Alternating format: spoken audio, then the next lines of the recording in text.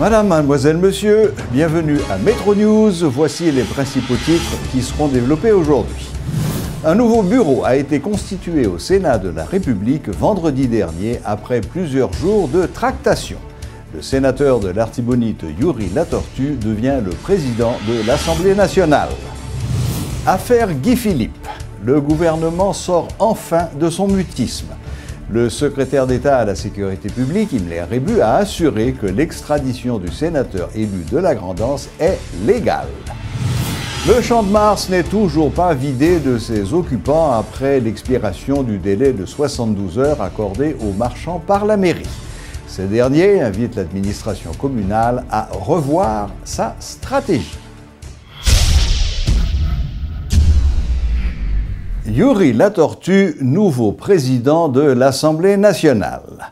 Un nouveau bureau a été constitué au Sénat de la République vendredi dernier après plusieurs jours de tractation. Désormais, le sénateur de l'Artibonite, Youri Latortue, est aux commandes du Grand Corps. Il a été élu président par ses pairs avec 11 voix pour, alors que son concurrent direct, le sénateur Ronald Lareche, n'a obtenu que 8 voix. Après des négociations intenses et des tractations, le sénateur Karl Murat-Cantave, qui était intéressé au fauteuil du président du Sénat, a cédé, ce qui a permis l'élection de Youri Latortue. Aux autres postes, on trouve le sénateur Jean-Marie Salomon de l'OPL, vice-président, Ricard Pierre de Petite-Dessalines, questeur, Dieudonné Luma-Étienne du PHTK, première secrétaire, Willo Joseph du PHTK, deuxième secrétaire. Notons que le Sénat de la République compte actuellement 20 sénateurs en attendant l'élection du dernier tiers. Les relations entre les États-Unis et Haïti seront plus fortes que jamais sous la présidence de Jovenel Moïse. C'est du moins ce qu'espère l'ambassadeur américain en poste dans le pays. Le 20 janvier marquera l'investiture de Donald Trump à la Maison-Blanche. Ici, en Haïti, Jovenel Moïse sera investi quelques jours plus tard, soit le 7 février. Peter Malrian estime que l'arrivée des deux nouvelles administrations est l'occasion de définir ensemble les priorités. Il a fait ces déclarations lors d'une interview accordée à Télécapoise. Le diplomate a également abordé d'autres sujets, notamment le dossier de Guy Philippe. Il n'y a pas de secret que les États-Unis étaient à la recherche de M. Guy Philippe depuis des années. Il a été soupçonné pour des crimes qui concernent le trafic de stupéfiants et le blanchiment d'argent. Alors nous avons demandé son transfert depuis des années. Alors ça a eu lieu le 5 janvier. Nous avons salué le professionnalisme de la PNH pour son arrestation et il a été transféré aux États-Unis pour maintenant être devant la justice américaine. Quelle a été votre implication dans le processus de son arrestation? Pas spécialement autre que notre collaboration normale avec la police. C'est-à-dire que nous avons fait la demande il y a longtemps pour cela et nous avons accepté de transporter et de prendre le détenu et de le transporter aux États-Unis. Ce n'était pas à nous d'arrêter M. Philippe, comme a été le cas le 5 janvier. C'était la police haïtienne qui a arrêté M. Philippe. Et pour nous, il était recherché à apparaître devant la justice américaine. Ce qu'il a fait avant ou après ne change rien à l'affaire. Nous considérons que tout le monde qui est recherché pour qu'il y ait un mandat d'arrestation doit apparaître devant la justice, doit être jugé pour les crimes dont il est soupçonné. Alors c'est ce qui s'est passé le 5 janvier. On aurait été aussi heureux de le recevoir il y a 6 mois ou 3 ans ou 5 ans, mais il a été arrêté par la police le 5 janvier et transporté aux États-Unis pour être jugé. Après un long silence et en dépit du tollé provoqué par l'extradition du sénateur élu Guy Philippe vers les États-Unis, le gouvernement haïtien, par la voix du secrétaire d'État à la sécurité publique, Himmler Rebu, a fait valoir que les procédures utilisées sont légales. Selon l'ex-officier des forces armées, les crimes transnationaux ayant un impact sur plusieurs États sont combattus par des gouvernements dans le cadre d'une collaboration.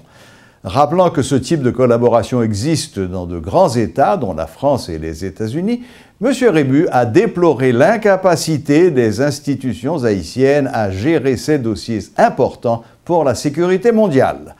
Le secrétaire d'État nie toute implication du chef de l'État dans l'arrestation et l'extradition de M. Philippe. M. Rebu lance un appel au calme, exhortant les acteurs politiques et sociaux à faire montre de patience pour prendre connaissance des faits. Le futur président va devoir, en premier lieu, pacifier le pays d'un point de vue politique, selon Kessner Farrell, qui affirme que rien ne sera possible d'un point de vue économique dans le cas contraire. L'économiste voit déjà se profiler à l'horizon des problèmes liés à la nécessité d'augmenter le prix du carburant sur le marché local du fait de la montée des prix à l'international.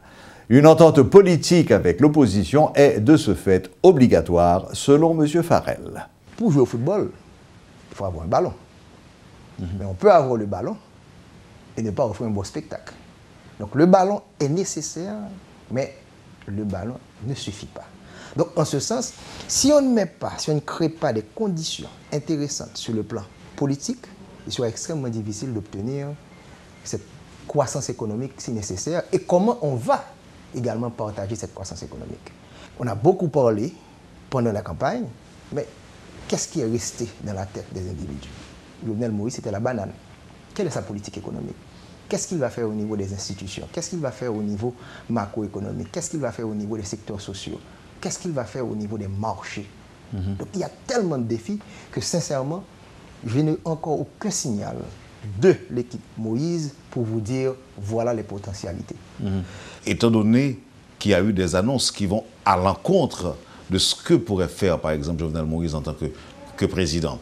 En ce qui concerne Maryse Narcisse, vous voyez qu'il y a possibilité pour que Maryse Narcisse ou bien Jean-Bertrand Aristide / Maryse Narcisse s'assoient avec Jovenel Moïse? Je ne suis pas trop un grand expert en politique, mais en politique c'est ça. C'est comment arriver à s'asseoir, à discuter.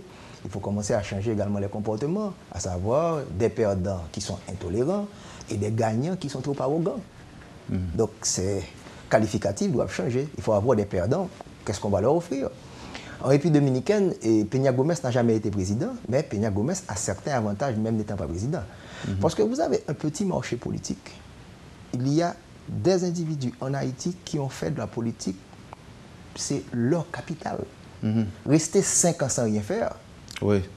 C'est la raison pour laquelle on a toujours besoin de jeter un gouvernement, jeter un pouvoir, parce qu'on dit que on ne peut pas 35 ans, il n'y a pas assez d'oxygène en quelque sorte.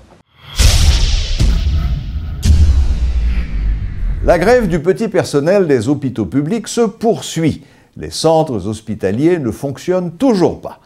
Interrogé ce lundi par une équipe de Radio et Télémétropole, le président de la Fédération nationale des travailleurs de la santé, Lévi Milo-Félix, conditionne la reprise du travail à la mise en place d'une cellule d'urgence, particulièrement en cette période d'exercice pré-carnavalesque.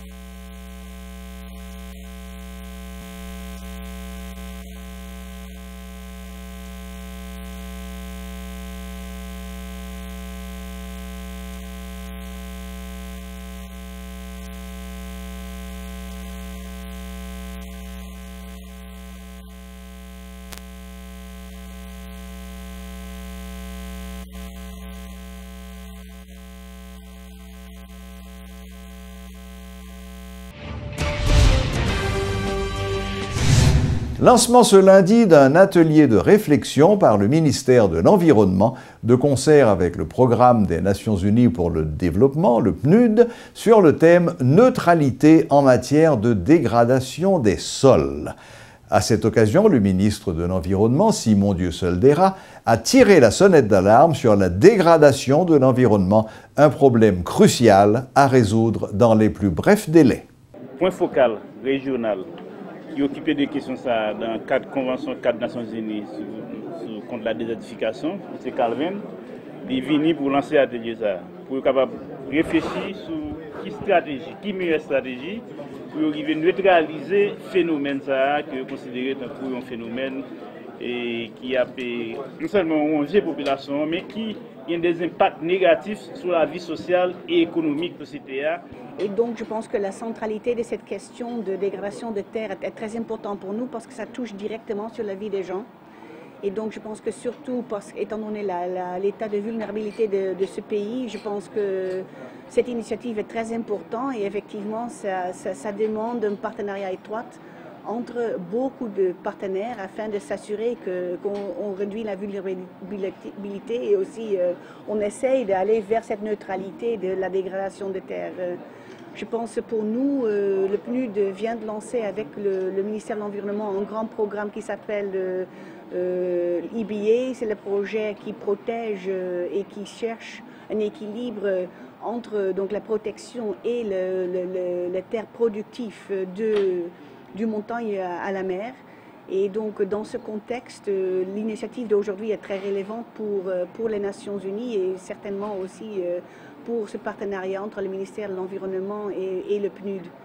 Je pense pour nous, cette approche où on essaye de réduire la vulnérabilité du pays et on essaye de s'assurer les liens entre l'impact du changement climatique, la protection de l'environnement et la réduction de la vulnérabilité, la protection contre les risques et désastres est très important.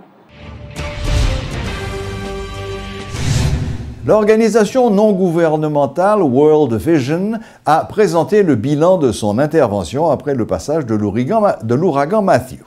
Selon Jean-Vincent Emmanuel de World Vision, plus de 17 000 familles ont pu bénéficier de kits alimentaires et des dizaines de maisons ont été réhabilitées dans le cadre de ce projet. Notons que des espaces pour enfants, appelés espaces Timoun, ont été également installés par la World Vision dans les zones affectées, notamment dans les NIP. L'artiste connu, Bello, a déjà visité plusieurs de ces espaces où il a rencontré des enfants victimes de l'ouragan Matthew. La star de renommée internationale a donné plusieurs prestations au profit de ses enfants. Les marchands, les laveurs de véhicules et les auto-écoles occupent toujours le Champ de Mars, 72 heures après le délai accordé par la mairie de Port-au-Prince pour évacuer les lieux. Une visite effectuée ce lundi a permis à une équipe de Radio et Télémétropole d'en faire le constat. Pourquoi sont-ils encore sur place? La réponse à travers ce reportage de Sheila Louis-Joseph et Paul Léel. Nous sommes au Champ de Mars, l'environnement reste inchangé. En effet, le délai de 72 heures accordé par la mairie a expiré. Les laveurs d'automobiles, les marchands, les auto-écoles ambulantes occupent encore l'aire du Champ de Mars et continuent de mener leurs activités quotidiennes.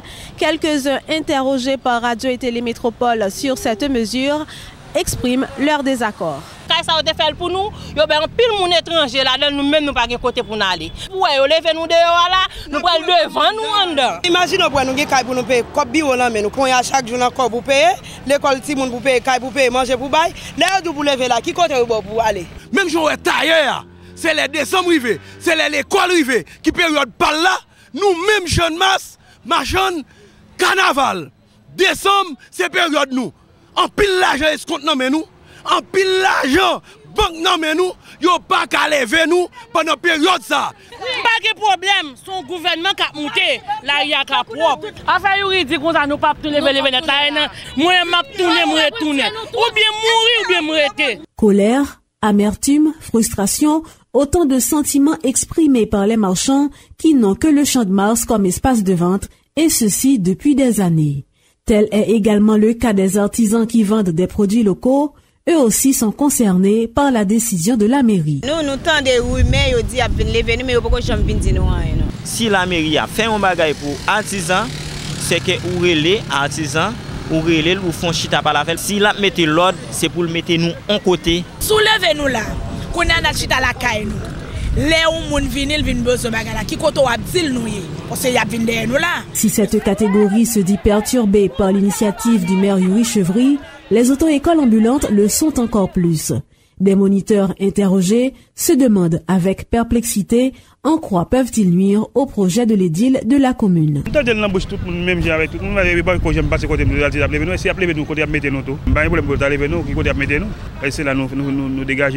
Auto-école là, ils sont institutions. Parce que pour un mesure contre, il faut que bon chita parler. Mais pas que chita parler, mais quand on a décidé, lever un bon matin, il dit que lycée autorité et puis il prend une décision comme ça. Mais nous-mêmes, nous ne pouvons pas faire très achat de masse là. Ça veut dire que nous basons côté, les clients viennent côté nous prenons clients. Parfois, nous, quand on travaille avant nous, nous ne pouvons pas achat de masse là. Rappelons que la mairie de Port-au-Prince a pris cette mesure dans le cadre de ses projets visant à assainir et embellir la commune. C'était depuis le Champ de Mars pour Télémétropole, Sheila Louis-Joseph et Léel Paul. Voilà, la boucle est bouclée. Merci de votre fidélité et à la prochaine, même heure, même chaîne.